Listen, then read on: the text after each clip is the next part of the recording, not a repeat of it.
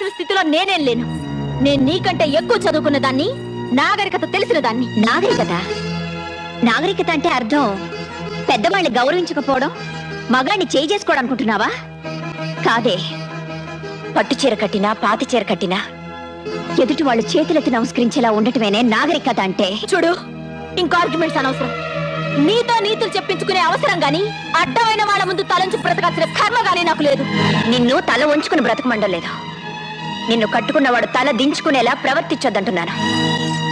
నువ్వు వాడిని కొట్టావు, వాడిని తిరుగు కొట్టుంటే నీ పరుగున వెయ్యేది, ఈ కుటుంబ ప్రతిష్ట ఏమయ్యేది. ఆడపిల్ల పుట్టింట్లో ఎంత గారాబంగా పెరిగినా అత్తవారింట్లో అణుకోతో బాధ్యతతో ప్రవర్తించాలి. అది తనకి అందం, ఆ కుటుంబానికి గౌరవం. గుర్తుంచు.